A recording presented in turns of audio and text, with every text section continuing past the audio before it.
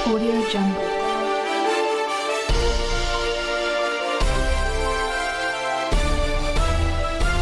Audio Jungle. नमस्कार, आप देख रहे हैं केती टीवी।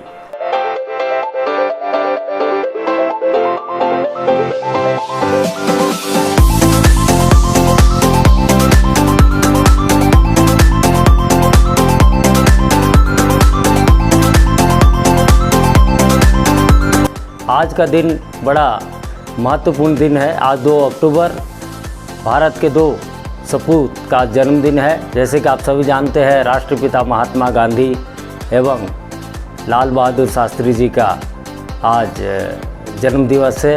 इस अवसर पर केती टीवी की तरफ से आप सभी को हार्दिक अभिनंदन। एनएसी खरियार रोड की तरफ से गांधी जयंती एवं शास्त्री जी का जन्मदिवस पालन किया गया। एनएसी एग्जीक्यूटिव अफसर श्री कर्ण सुना जी के नेतृत्व में एनएसी के सभी स्टाफ मिलकर गोपबंधु पार्क को सफाई की और उसके साथ योग अभ्यास भी किया और फिट इंडिया रैली के तहत नगर की परिक्रमा भी की।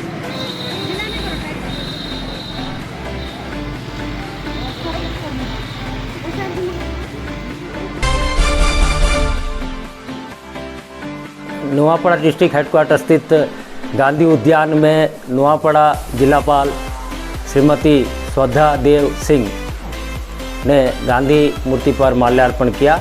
इस अवसर पर जिला स्तर के सभी कर्मचारी मौजूद थे। कोविड गाइडलाइन का पालन करते हुए इस अवसर को शांतिपूर्ण ढंग से निभाया गया। नुआपड़ा जिला में कोरोना पॉजिटिव की संख्या में कमी आई है, लेकिन बड़ा दुख के साथ आपको बताना पड़ रहा है कि कोविड हॉस्पिटल में लगातार मौत की संख्या बढ़ती जा रही है। और एक महत्वपूर्ण सूचना हम आपको दे दें, हॉस्पिटल नहीं जाकर जो घर में अपने इलाज करवा रहे हैं उनका किसी का भी कोई प्रकार का गंभीर समस्या नज़र नहीं आ रही है। सभी सुरक्षित है और स्वस्थ है। एक बड़ा सवाल हमारे सामने उठ के खड़ा हुआ है कि कोविड हॉस्पिटल में जाने के बाद ये मौत की संख्या क्यों इतनी ज़्यादा बढ़ रही है। क्या कोविड हॉस्पिटल में उपयुक्त विशेषज्ञ डॉक्टर की उपलब्धि की कमी है, या फिर जो डॉक्टर कोविड हॉस्पिटल में वो किस तरह से मरीजों को उपचार कर रहे हैं। हमारे पास ये भी सूचना मिली है कि अगर आप कोविड पॉजिटिव होकर हॉस्पिटल जा रहे हैं तो वहाँ पर सिर्फ आपका कोविड का इलाज हो रहा है, लेकिन दूसरे जो बीमारी लेकर जाते हैं जैसे कि डायबिटिक हो, हार्ट प्रॉब्लम हो, किडनी प्रॉब्लम हो, लीवर प्रॉब्लम हो, दूसरे जो समस्या उनको है मरीजों का, उनके इलाज के प्रति किसी प्रकार का ध्यान नहीं देने का आरोप लगाया जा रहा है। हमने आपको पिछले एपिसोड में बताया था कि कोविड हॉस्पिटल में जो जा रहे हैं इलाज करा कर वापस आ रहे हैं वो अपना अनुभूति हमारे साथ साझा किए।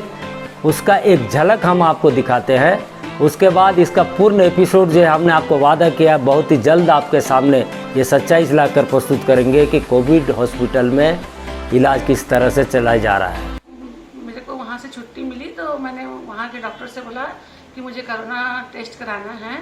तो डॉक्टर बोलते और कोरोना कैसा होता है, और कोरोना टेस्ट नहीं होता मैडम, आप जाइए करके। तो हमको ये डर था कि अगर यहाँ से पॉजिटिव अगर जा रहे हैं कि निगेटिव अगर जाए तो हमें खुशी होती है कि हमारे घर में सब लोग को नहीं होगा, और हम यहाँ से अगर पॉजिटिव जा रहे तो हमें यही डर रहता है कि घर में हमारे और किसी को भी कोरोना ना हो। ये सुविधा वहाँ नहीं थी, लेकिन ये सुविधा होना चाहिए।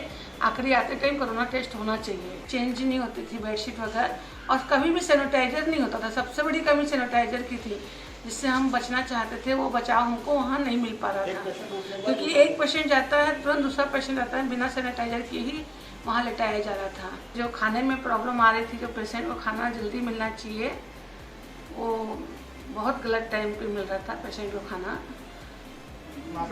नाश्ता जैसे 10 साढ़े 10 बजे, खाना 2:30 बजे के बाद, खाना रात के 10 बजे, और थोड़ी सी रात के जो नर्स लोग दवाइयाँ लेट से देती थी 12 बजे, जैसे पेशेंट सोने के बाद। विभिन्न पत्र पत्रिका माध्यम से आप जानकारी लेते होंगे कि वहाँ कोविड हॉस्पिटल में बहुत लोगों की मौत हो चुकी है। अब बड़ा ध्यान से सुनेंगे आप इस लाइन को। कोविड हॉस्पिटल में मौत हो रही, कोविड से मौत हो रही, 2 अलग अलग चीज़ें हमारे सामने आ रही है। अगर कोविड हॉस्पिटल में कोविड से मौत हो रही है तो सरकार अपना आंकड़े में जो सरकारी आंकड़ा उसमें क्यों नहीं दिखा रहा है। अभी आप अगर उड़ीसा डैशबोर्ड पर कोरोना का खोलेंगे तो उसमें आपको 2 मृत्यु दिखाई रहा नुआपड़ा ज़िले में, जबकि CDMO जो कि है CDMO नुआपड़ा ये ऐलान करते हैं कि 30 से ज़्यादा कोविड हॉस्पिटल में मृत्यु हो चुकी है। तो सवाल हमारा फिर से वही है, हम आपको रिपीट कर रहे हैं, अगर कोविड हॉस्पिटल नुआपड़ा में 30 से ज़्यादा लोगों की मौत हो चुकी है तो सरकारी वेबसाइट में ये सिर्फ 2 क्यों बता रहा है? ये एक गंभीर समस्या है। इस पर हमें और आपको विचार करना पड़ेगा। इस पर हम तथ्य और संग्रह कर रहे हैं, ऐसा क्यों हो रहा है। अगला आने वाले एपिसोड में हम आपको ज़रूर इसके बारे में जो रहस्य है, जो सच्चाई है, हम आपको बताएंगे।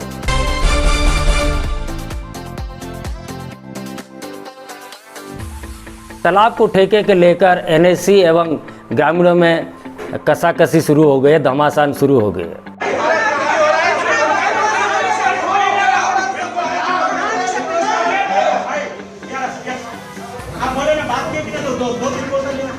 नहीं तो सर आप उनको पक्का आश्वासन दे दोगे कोई तालाब में मछली मारेगा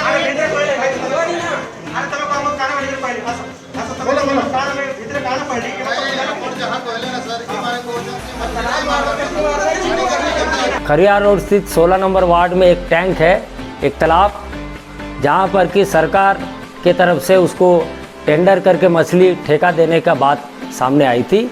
तो डुमरडीह के लोगों ने इसका विरोध किया।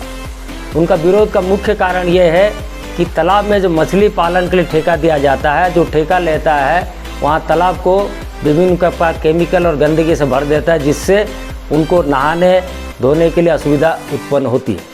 नहाने में तकलीफ हो रहा है, पूरा गंदा हो गया पानी तो साफ नहीं हो रहा है। मछली मारने के लिए NSC वाले ऑर्डर दिए हैं, बोलते हैं हम मछली मरवा रहे हैं। इसके कारण हम लोग NSC फिर आए थे।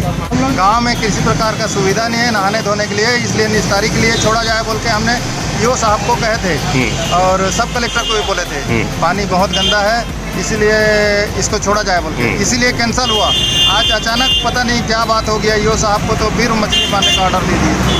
इसको तुरंत बंद किया जाए, यही हमारा आवेदन है। हम उस स्थान का भी जायजा लिए, जब लोग आए NSC में हम वहाँ पर ही पहुँचे और हम वो तालाब के साइड में भी गए वहाँ देखने के लिए। तो हमें जानकारी ये मिली है कि गांव वाले नहीं चाहते कि वहाँ पर किसी प्रकार मछली का ठेका हो, लेकिन NSC खरियार रोड अड़ी हुई है कि वहाँ पर हम ठेका करेंगे। उसका तर्क ये दे रहे हैं कि तालाब में अगर मछली का ठेका देते हैं तो उसमें जो सरकार को आय होती है उससे विभिन्न विकास काम किए जाते हैं। डुमरडीह के कुछ मतलब सब लोग आए थे, उसका जो टैंक है 2 टैंक है, तो 2 टैंक में से एक टैंक को हमारे टेंडर से लिया गया है और सेकंड टैंक को उनके जो कंप्लेन था कि वहाँ पर कुछ ये डालते हैं, जो भी टेंडर लेता है टेंडर वाला उसमें ज़्यादा से ज़्यादा दूसरा कुछ कूड़ा वगैरह हो गया या कुछ गंदगी उसमें फैलाते हैं, तो उसी के लिए उन्होंने एप्लीकेशन दिया था उसी को टेंडर ना किया जाए। तो उसी को चलते हम लोग ने उसी को कैंसिल भी किया और सेकेंड टाइम उन्होंने फिर और एक टेंडर डाला, उसी में भी उन्होंने फिर कंप्लेन की कि ये सेकेंड वाला टैंक को ना दिया जाए। तो उसी के चलते हम उनको ऑफ़र भी दिए कि आप कोई महिला मंडल या गांव वाले उसी को लेके उसी हिसाब से मैनेज करें, बट उन्होंने बिल्कुल ही उसी में नाराज़ रहे।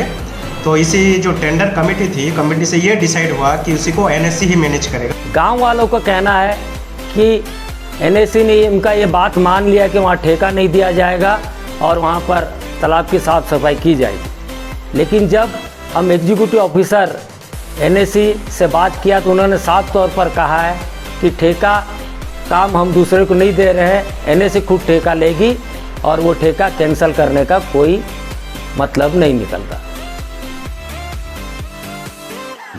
एग्जीक्यूटिव ईओ सर आए थे और तालाब देखे, उन्होंने कहा कि तालाब का पानी बहुत गंदा है, इसके लिए साफ़ सफाई के लिए ब्लीचिंग पाउडर आलम भेजूंगा और इस साल के लिए मछली मारने का जो काम है वो स्टॉप बंद रहेगा और इसके लिए सौंदर्यीकरण के लिए कुछ फंड अलॉट कराऊंगा बोल के ईओ साहब आश्वासन देके गए।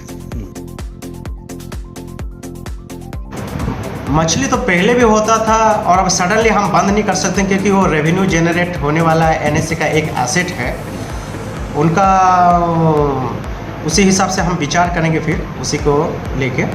और जो वहाँ पर तो जैसा करके भी करेंगे, उनका सपोर्ट चाहिए, अगर मिल जाता है तो अच्छी तरह से हो पाएगा। गांव में और तालाब नहीं है नहाने धोने के लिए, एक ही तालाब है हमारे गांव में, निस्तारी के लिए एक ही तालाब है, उसको साफ सफाई करा दे, यही हमारे सरकार से आंदोलन है। ठेका नहीं होना चाहिए, नहीं होना चाहिए, नहीं मारना चाहिए, नहीं मारना चाहिए।